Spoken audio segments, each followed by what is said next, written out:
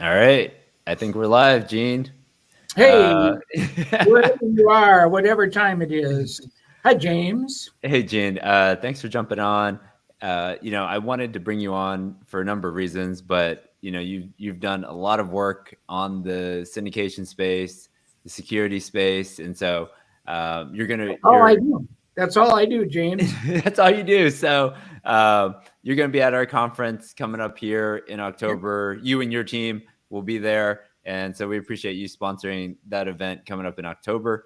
And I wanted to bring you on and just have people learn a little bit more about you guys, and then sort of dig into some of the questions that we've been getting from different general partners about capital calls, about fund to funds, about capital raisers, all this different type of stuff. So maybe to kick it off, tell us who you guys are and what you guys do.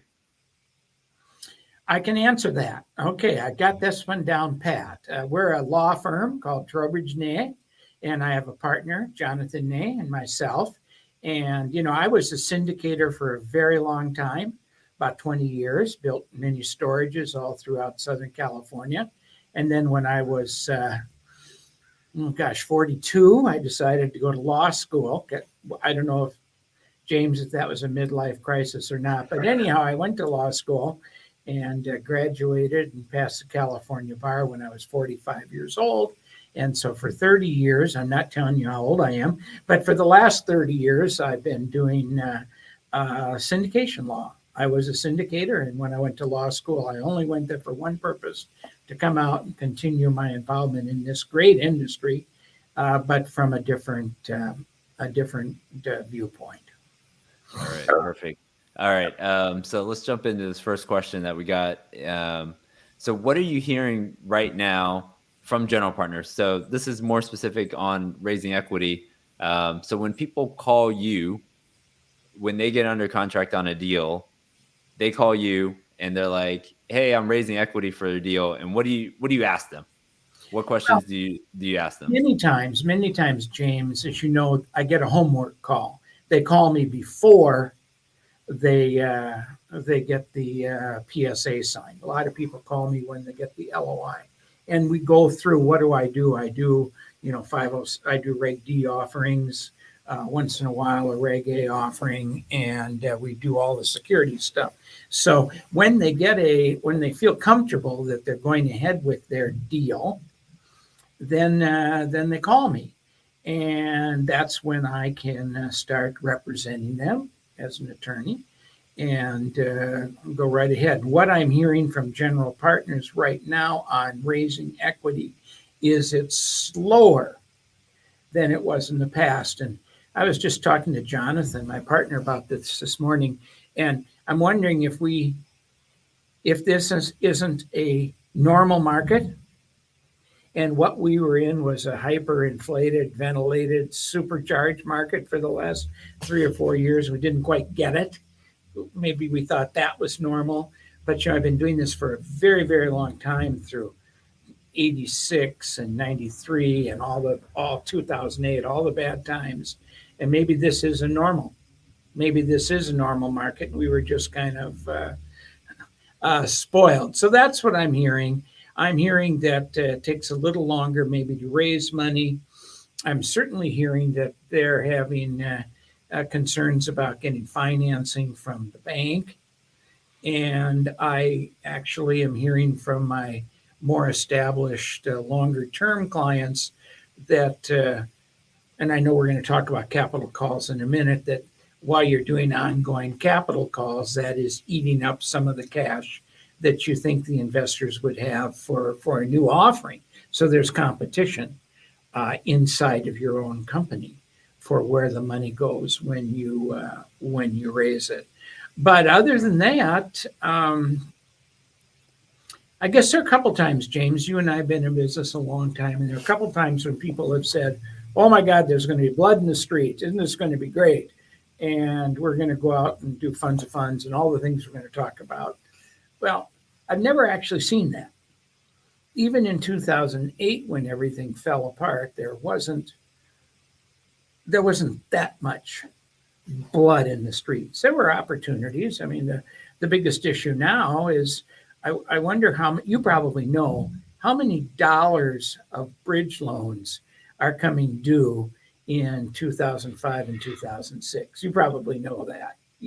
Oh, 2000. Are you saying, maturities coming Yeah, up in maturity. 24 or Yeah. 2024, 2025? Yeah. I mean, if you just look at, let's just take Dallas, for example. I mean, there was like 20 billion in multifamily sales, and 75% of that was bridge. And so the majority of the deals that were done in 21 and 22 were done on 3-year bridges. Right. So that's just Dallas, right? So, I mean, it's a lot. A lot of people are waiting for some of that to come due. Some people have interest rate caps that maybe they bought a 2-year cap and that's coming due this year. And now they need to buy that 3rd-year cap just to make sure, just because they can't refinance right now to agency. So, a lot of people are asking, and I don't. So since we sit on more of the financing side and not necessarily the general partnership side, if someone does do a capital call, what changes do they make to the operating agreement, the PPM, if they need to make any changes? Because this is still like new capital, right? So you raised $5 million and now you need to raise another $1 million or $2 million to keep this thing afloat. Do I need to call the attorney, or do I just pass the hat around, or what's the right way to do this? Well, I think the first thing you should do is read your document, because 3 years ago we wrote an operating agreement that has a clause in it about capital calls. And not every operating agreement is the same, because not every sponsor wants to treat capital calls the same. There are some sponsors who just say, hey, I'm going to make a capital call and you're going to contribute or you're going to lose your interest. Well, those people found out very quickly that they weren't going to raise any money initially in that type of an offering. So now we come down to the more reasonable members who say, or managers who say, we need a capital call, and we've got a 75% vote of the Class A units to approve a capital call, and the document in the next 4 or 5 paragraphs tells you what happens if there's a capital call. And you'd want to know that. And then there are some people who put in there that, we don't have any right to do a capital call.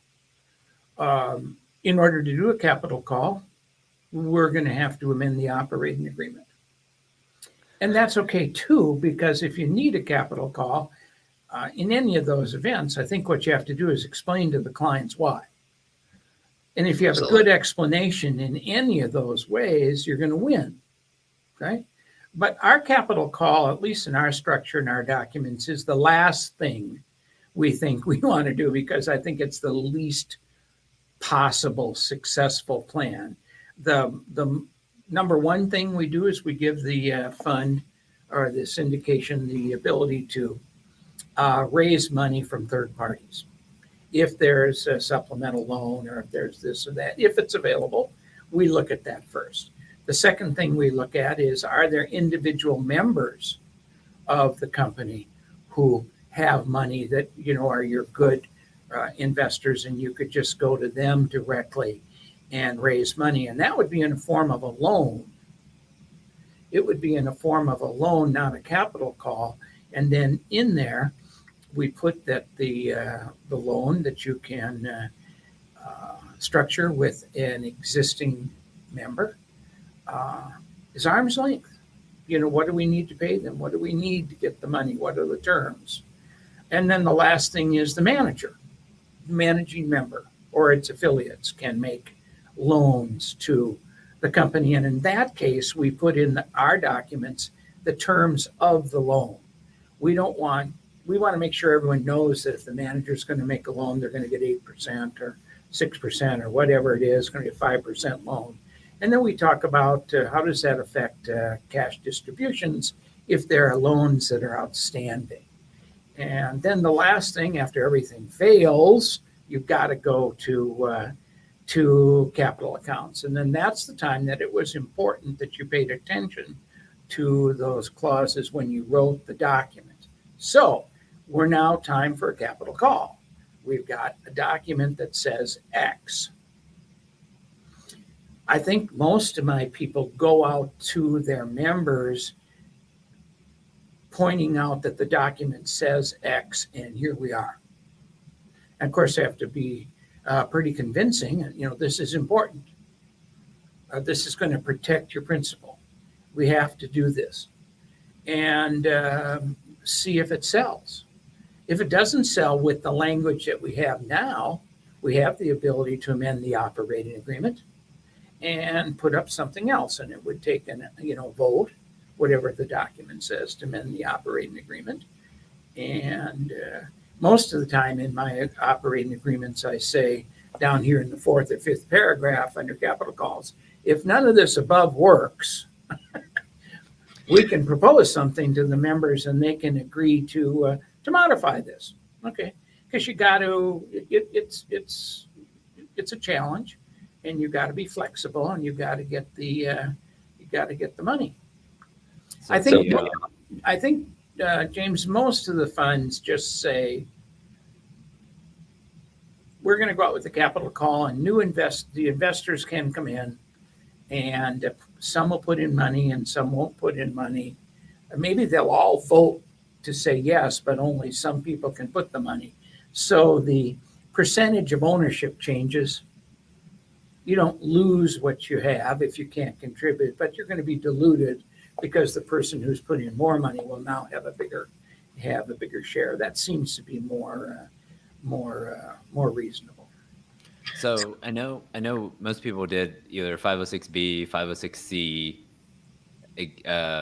at the beginning, and then now that they're raising new money, do they need a new PPM or anything, or is it just based on the operating agreement they can raise additional money? If what we have is a capital call, we don't need any new operating agreement unless you change the terms. Then we would need to amend the operating agreement for a new capital call provision. So we do, and I guess I didn't mention this, we do have in our document that under certain circumstances, the manager can go out and raise new capital. Okay. For people who aren't members now. Now that may create an offering. Okay.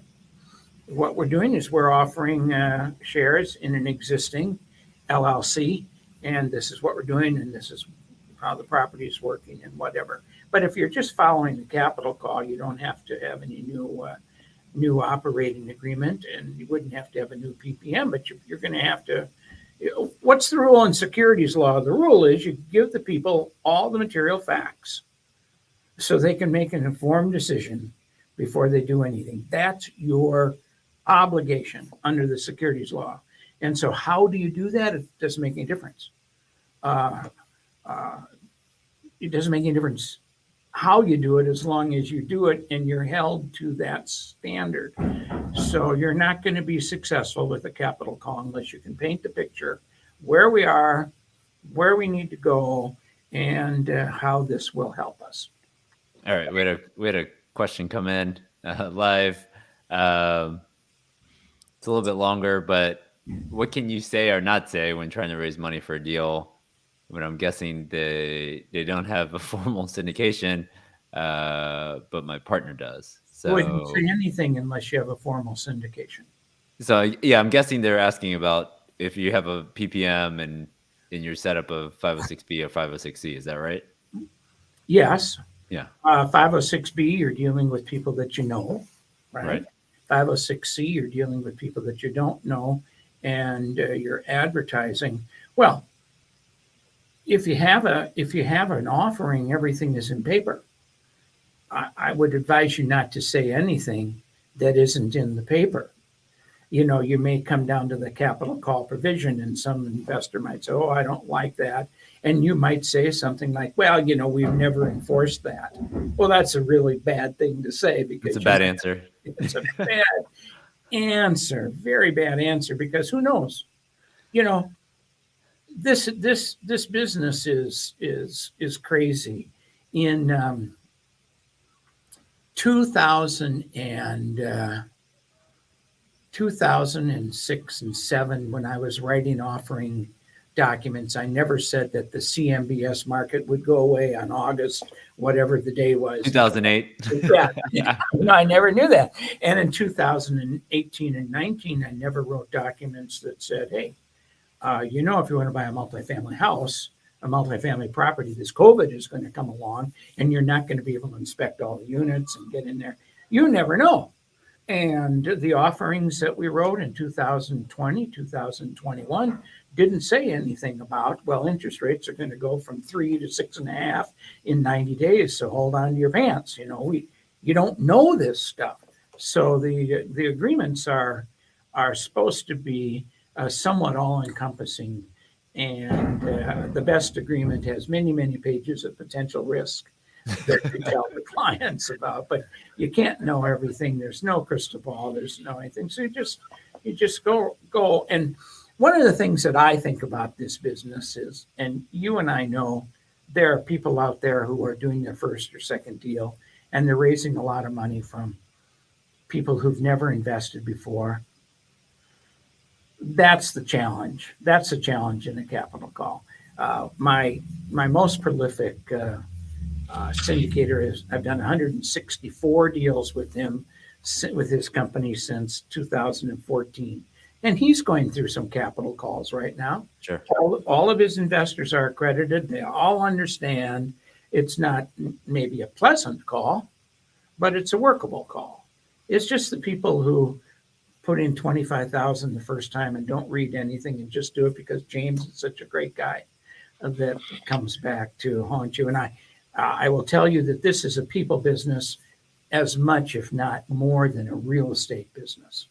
Right, absolutely. So that's on capital calls. But then, I guess the question that we've been getting is people, let's say there's two guys and they were like, all right, we think we can raise all the money. And now we're 30 days in and we had 1,000 people on our list. We made 1,000 calls and we're still short. So we're bringing in someone else. And how do you structure that or not structure that so you stay within the guidelines here? Okay. So we're talking about compensating capital raisers. The security rule says that there can be no transaction compensation unless you have a securities licensed person that you're paying. Like a broker-dealer. Like a broker-dealer, registered rep. So that's the rule. Okay. Now, I'm going to do an analogy. In real estate, you can't sell someone else's property and collect a commission unless you have a real estate license. You can sell yours for sale by owner. So here's what we have. We have the rule says unless you have a securities license, you can't sell someone else's security and be compensated. So that leaves us with selling our own security under the issuer exemption. It's not called for sale by owner, but if you're the issuer, if you're a member of the manager LLC, then you are an issuer. And so you can raise all the money you want, no compensation. Even if you're the issuer, you can't take compensation for raising money. You can get a piece of the deal, 10%, 20%, 30%, but that's not based on raising money. That's based on other things. That's the whole deal. You're putting together the whole deal. That's the promote, like people call the promote. Fine. Right. It's not based on raising money. So, James, what you need to do is you need to bring someone into the manager entity who qualifies as an issuer, and then they can go out and raise money. Well, which begs your question. How do you legally compensate them for that? You don't. Just because they're the issuer, they can raise money and they can help you out, but you can't pay them. Now, if you want to restructure where your promote is going, you can, but you better be careful that it isn't tied to how much money they raise. Right. Right. It's just there, part of the deal. So you might say, we'll give you 10% of the promote, and they don't raise a penny. Well, you lose. Give you 10% of the promote, and they raise every penny. Well, good, you win. But you can't do that. Now, I see, and I have lost clients, James, over this. I see members of the manager put together a document that they want capital raisers to sign that says, we'll pay you for raising capital as long as you raise $500,000, which is your commitment. And if you do that, then you can get a piece of the deal. Well, I have told them that they can't do that. Somewhere along the line, some other attorneys must have said, yes, you can. So they're gone, and I'm happy because I didn't participate in something that's going to get them in trouble. So I think this is along the same vein, but it's a little bit more. So normally you have the borrower LLC, all the money's coming into the borrower LLC, through the 506B, 506C, but there's, I guess, what's called a fund of the normal fund. And so can you raise money in your group and then bring it in and then maybe get better treatment? Because now instead of that general partner talking with, let's say, 20 people or 10 people, now they're just talking with one guy. And that one guy put together their fund and brought that money into it. Does that, well, have you dealt with that, or is it anything different, or is it the same? Well, the issue we have here is vocabulary. Okay. First of all, what's a fund? Most syndications are for a specific property. Okay. I get people call me and say, I want to start a fund. I want to buy an apartment building in Plano. Well, that's not a fund. That's a syndication of a specific offering. Now they call me and say, I want to, raise $20 million and I want to buy 3 or 4 properties myself, and that they're not identified yet. Well, that's a blind pool, and I'd call that a fund. Okay. But now a fund of funds is just vocabulary. And I'll give you an example of how it works with one of my clients. I have a client who every year raises $5 million. 10 investors with $500,000 each. They're all accredited. Okay. And then that fund goes out and invests in 5 really big syndications where the minimum investment amount is $1 million. Sure. Okay. So now my client has these 10 investors in his LLC, and they've contributed $5 million, and he's the manager of the LLC, and he takes that LLC and goes out and invests in a deal that has $1 million minimum, and that sponsor is happy to have him, just like you said. Well, as opposed to 10 people on 10K1s and all that, there's just one check, 1K1, it goes to my client, and he splits it with his investors. So that's a fund of funds. And we see that a lot today, in my opinion, unfortunately, with people who don't have a lot of credibility in real estate operations. Maybe they really don't have a lot of credibility in money raising, and they're rookies. And they say, well, I'll just go out and raise money for my friends and we'll invest in other people's deals. Okay, that might work. That would be a fund of funds. Right. One of the issues with the fund of funds is you're not investing in real estate, you're investing in someone's LLC. Right. So, but if I was investing directly in the LLC, there's a nexus between the LLC and the real estate. But I'm investing in an LLC that's going to invest in an LLC, and so that's not the same. So we have a little deal called the Investment Company Act that says if that's what you're doing, well, if you're raising money from a lot of people, you may need to be qualified as an investment advisor. There's an exception if the investment is directly into real estate. Well, we don't have that exception. So now you have to keep your fund, to make it simple, you need to keep the number of people in your fund to under 100. If you go over 100, you have the chance of being tagged as an investment company, and that can be trouble. One of the other issues is in this fund that I explained, this $5 million fund, all of their investors are accredited. So when they invest in the fund that's buying all this real estate, it might be a single property syndication. That single property syndication may say, I can only take accredited investors. So that person has to look through this fund and initially, are they all accredited? Because if there's a sophisticated investor in there, this guy's blown his exemption. But we get around that because an entity with $5 million of net worth, by definition, is accredited, regardless of who's in there. But my client only takes accredited investors. Yeah. You could do that. You could go out and raise from 99 people $5 million and go out and invest, and your entity would be accredited, even if you don't have one accredited investor in your fund. How, and I haven't seen enough of the fund of funds to know it well enough. How does that guy who's placing the 5 million into 5 different deals, how does that guy get compensated? Well, there are a couple ways. I have one that's on the street right now where they have 3 classes of investors. And the third class is a class for people who invest more than $1 million. And they get an accelerated yield. Yep. They get maybe a higher preferred return and a higher percent. Well, good. So that accelerated yield goes over here to me, who's put together the group, and I can take some of that for my fees, and my people will still do well. The problem is, if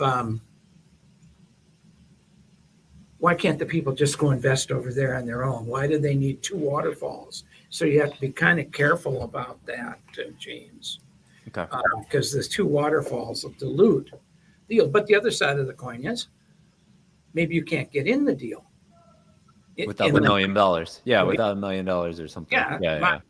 These guys that I work with every year, they're doing fabulously well because the funds they're putting in, you can imagine, are huge funds with $1 million minimums, and they do quite well. Fine. Good for them.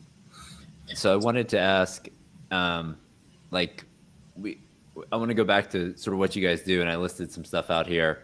But if you did 100 syndications in the last 12 months, what percentage would you say are 506B, 506C, and then I just threw on Reg A? Well, in the last 12 months, we haven't done any Reg A's. Okay, throw that out. All right.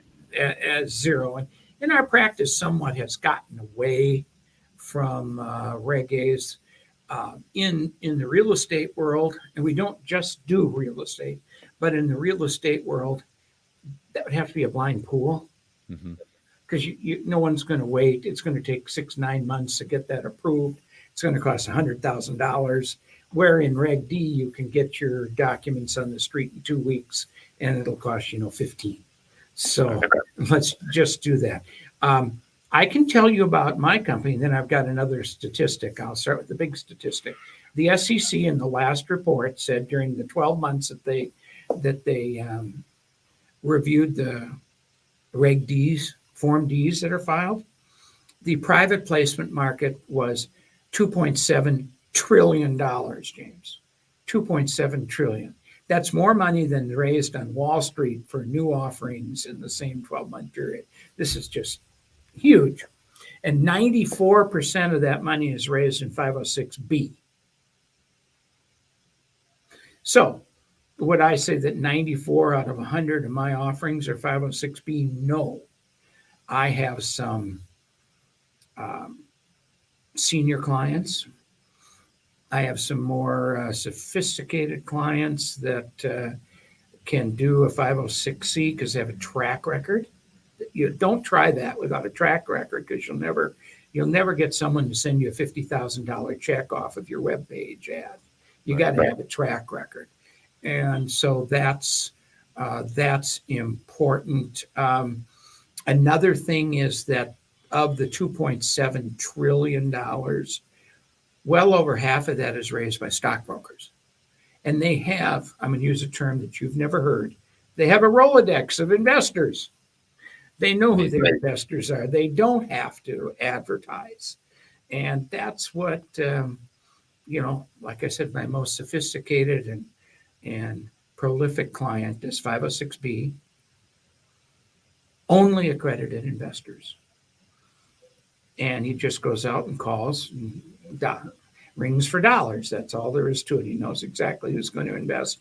They're always $50,000 chunks, and he can count on it. So 506B. Now, today we're finding people who are playing with 506C in.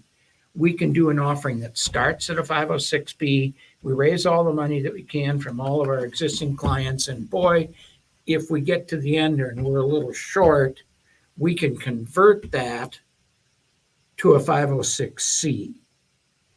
And in our documents, we tell the people that the sponsor, that the managing member has the absolute authority to convert. We're going to do two things. Number one, we're going to tell everyone when we're converting. And then number two, we're going to send a Form D to the SEC and tell them that the offering is continuing, but from now on, it's 506C. And then we can advertise and we can do all that. And everyone from that point on has to be accredited and all the rules of 506C. Generally, they don't convert. But I've written a lot of those in the last year because someone thinks, oh, this is the flavor of the week, and we do both. Yeah, but generally they don't convert. But what's interesting is if, let's say it's May 8th, and I convert my offering today to 506C and tell the SEC, and next Monday, someone who talked to me a month ago, who's a sophisticated investor, can put $100,000 in the deal, and the money's available. I can't take them because now I'm offering to accredited investors only. Even though I know that person, that's fine in 506B, but I no longer have a 506B. So it gets a little complicated, but not too terribly much. On our side, we know exactly what to do. So on 506B, it's 35 sophisticated investors? 35. Right? Okay. All right. So once you hit that number, then you switch it over. Sometimes you do. Right? That's it. And then you just go to accredited. But, and that might be good because when you switch it over and go to 506C, someone is going to ask you, well, how much money have you raised? Well, I've done pretty well. Yeah. As opposed to coming out of the door with a 506C with maybe not the greatest or lengthiest track record, and you haven't raised anything yet. Okay, that's not good. That's not good for marketing. So we had a question come in. So we've been talking about raising equity, but then you have to actually, I guess, get the money back to the limited partners. So if there is an issue, whether it's a capital call that can't get funded or a lender that takes back the property, and now limited partners are saying, wait a second, I thought you were supposed to send me money back here. I don't know if your firm works in this space, or have you seen any limited partners giving you a call on some of these deals? Is this from our friend Paul? It is from our friend Paul. Paul. Thank God it's Paul. Aloha, Paul. Aloha. Well, here we go. First of all, I think this is a very interesting comment. This comment says the GP has the investor's money. No, they don't. When I was building mini storage, I ran into a few instances where investors called me and then needed their money back. Well, our money was tied up in cement trucks that were lining up to pour concrete slabs and concrete walls. I don't have your money. So I think that's a fallacy that you're not going to get your money back. It's a fallacy that you think the general partner, the managing member, has your money. Things go bad, deals go sour. That's the life of the investment world. If you are going to start litigation? Yes. And litigation would be centered around probably three things, maybe four. Number one, did the first charge would be, hey, you sold an unregistered security. Well, if you're doing Reg D correctly, you can beat that. Okay. The problem there is if you're not supposed to be advertising and one of your investors says, well, I didn't know you, you sent me a postcard and I invested with you, that's advertising. Now you've blown your exemption and now you're selling an unregistered security. So if everything goes right, you can beat that one. Number two, you didn't have a license to sell security. Well, okay, you don't need a license to sell security unless you're a capital raiser for someone else, right? So you may very well beat that. The third one is, hey, if you told me everything I needed to know before I invested, I never would have invested in this deal. There's stuff that you left out, or there's stuff that you put in there that maybe you knew wasn't quite right, but you knew if I read it, I'd act positively about it and I'd invest. And you left out the bad stuff because you knew if I put the bad stuff in, or I knew if I put the bad stuff in, you wouldn't invest. So that's a big can of worms. But the most important thing is fraud. We've just gone through some research on an issue where a sponsor took some money out of one fund and put it in another fund and then paid it back. No harm, no foul, right? No. Securities fraud. That person is in jail for 84 months. And the money they took out of one fund was $6 million. They paid him back with interest. But along with the 84 months of being with your good close friends, he has to give them $6 million of restitution, even though they've already got their money back. So what yeah. So I don't think about that. Yeah, so I want to take this down like two pathways. One is the pathway of, let's say you were buying a deal last year in 2022 and you said on the webinar, not in your PPM, we're going to buy an interest rate cap. Oh, man. But we got to the finish line and the interest rate cap went to $2 million and I thought it was going to cost $200,000 and I didn't have the money. What does your document say? Nothing. Your document is silent on an interest rate? Silent on interest rate cap because I have not seen a PPM that promised an interest rate cap. But your that's funny because I've done a lot of sources and uses diagrams, charts with money in there for interest rate caps. Right. So that's interesting. But if it's in the sources and uses, that's considered you need to buy it? Well, that, everything's an estimate. Right. So, I mean, you don't have to, but if people are counting on you buying an interest rate cap to protect and then you don't, I'd like to see what the rest of the document says. What is the risk factor? I may say stuff in this document that I may not do. That's not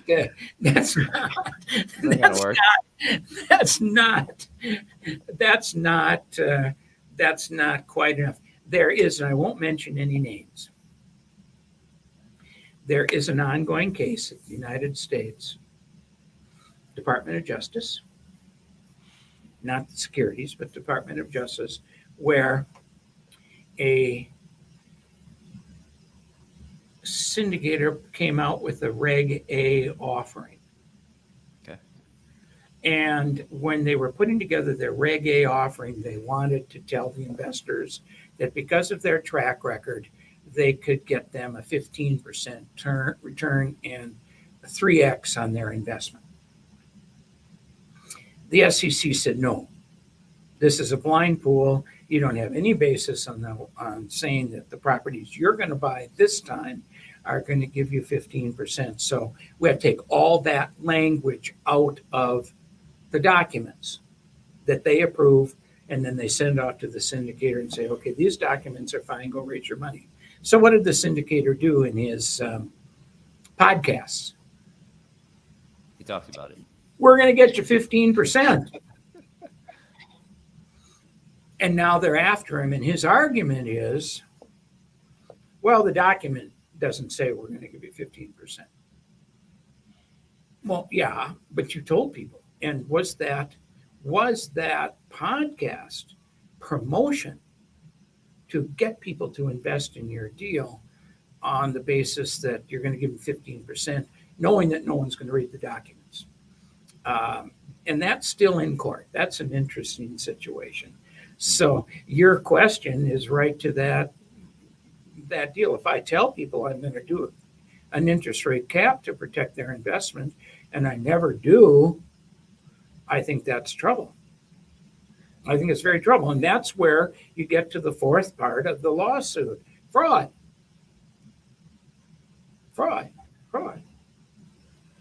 So, In the example I gave you before, the money was moved, the money was paid back, the guy still went to jail. There's no defense called no harm, no foul. Okay, so you have to be very careful of that. So going back to this question, and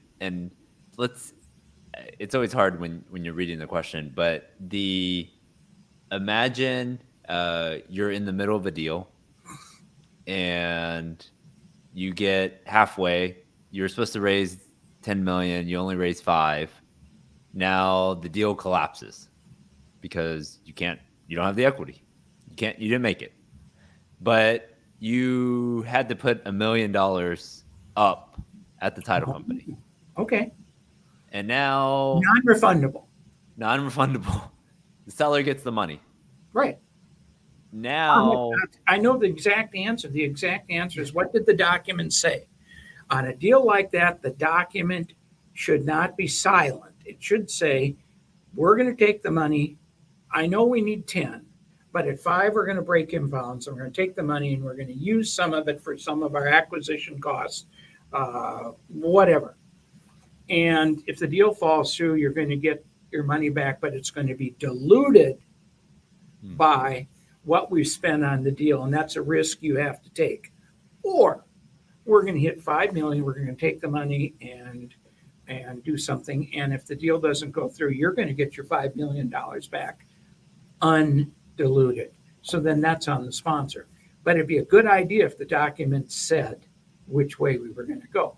Is that in the PPM or operating agreement? Because I have not seen that. Well, if you think about it, the PPM isn't even a legal document. It's just a story. No one signs the PPM other than the sponsor. Right. I'm fulfilling my goal of giving you all the material facts. So I think that should be in there, but it's clearly in the operating agreement. So the operating agreement states if we don't make it all the way on this deal, then you might get a percentage of your money back. Yeah, diluted. Okay. All right. I did not know that. What section is that usually in the operating agreement? The risk section. The risk section. I don't know. I always thought the operating agreement went into effect once you closed. So maybe that's, I don't know. Maybe that was just me. But no, that's a technical question. When do investors become members of the LLC? Right. Well, they will the minute your money's spent. Once your money's wired into that LLC's account. Once money's spent. And the issue is, when does a member become a member for Reg D and all that stuff? Is when the money is irrevocably committed. Okay, irrevocably committed, it's spent. It's usually on the closing. Right. And then everyone becomes a member then. But if, in fact, you hit the minimum, especially in a blind pool, they're going to have a low minimum so we can get to use the money for things like this while we're trying to do due diligence and find properties. So you need to explain that. Well, back to Paul's question. It says, have you seen any limited partners hiring litigators? Sure. And the question is, how are they going to be successful? Well, first of all, the only way they're going to be successful is to prove fraud. And good. Now I get a piece of paper that the guy, lady is convicted of fraud, okay, who has no money in the bank. So I don't know if they're going to get their money back or not. But that's how you get to them. You know, the securities laws are a criminal statute. And generally, what the criminality is fraud, intentional misrepresentation, fraud, doing something that you shouldn't have done. Because it's not, first of all, it's not the GP's money, it's the investor's money. So you can't use the investor's money for anything other than what you told them you were going to use it for. All right. And I don't do litigation. Okay. Perfect. I appreciate God. that. Thank God. So let's wrap up with this question. Number one, who needs to reach out to you? And then how do you want them to reach out to you? Well, on the slide behind me, I think you can see my email is gene@tnllp.com. That's probably just the deal. Reach out to me at my email, and you can go to our website and see what we do. And our YouTube channel, you know, you've been interviewed by me. Our YouTube channel is full of information that you should go to and subscribe to, and just call me. I don't put my phone number up there, James, because I really use my email as a phone call. If you send me something that I can't answer in 2 or 3 words, I'm going to call you back and we'll talk about it. And so, can we plug your book also? I didn't have the book on hand, but I think the last time you were in Dallas, definitely check out the book, and we can put a link to it. Because go to my website. Yeah. Go to my website, and for $9.95, I'll ship you one of these. Okay. Yeah. The book, just for shipping. This is the 4th edition with what were the newest SEC laws. Before we go, we need to talk about what is on the horizon. What do people think is on the horizon for the SEC laws? And I would pay attention to things coming out of the newspaper about changing the definition of accredited investors. In March, I went to a conference with some SEC guys and some FINRA guys and everything, and the state commissioners, and they're all convinced that $1 million was really something in 1981 when they passed the accredited investor definition, and it's not today. So they would like to raise that limit. Now, I don't know how many securities brokers there are out there, licensed stockbrokers, who are going to say, hell no. So there's going to be some discussion on that. But the way that usually works is the SEC proposes rules. They put it out for 90 days or so. There's a comment period, and then they close down the comment, and it takes them another 90 days to 6 months to come back with either answers to the comments or a revised proposal. So I'm thinking somewhere by 2024, if we're going to get a change in the accredited investor definition based on dollars and cents, it's going to happen in the next 18 months. And you should hear some chatter about that. Don't pay any attention to the chatter. I'm in this business all day long, and I never pay any attention to the chatter. I'm interested in what is the final document. Right. Because until there's a final document, all sorts of people say, oh, they're changing this, they're changing that. No, they're not. They're proposing something. So don't panic. But it will be a change, wouldn't it? You know, what I've heard floated around is $3 million of net worth, $750,000 married filing jointly. That's going to cut the number of accredited investors down quite a bit. Right. All right. Well, I appreciate you coming on, Gene. And I always have no fear that when I ask you a question that you will have the right answer. So well, I have an answer. An answer. So I appreciate you coming on. Appreciate you guys sponsoring the conference coming up here in October, and see some of the other guys from your firm at the event. So thank you for coming on today. Thank you, James. Take care, everyone. Bye. I see you, Gene. Bye.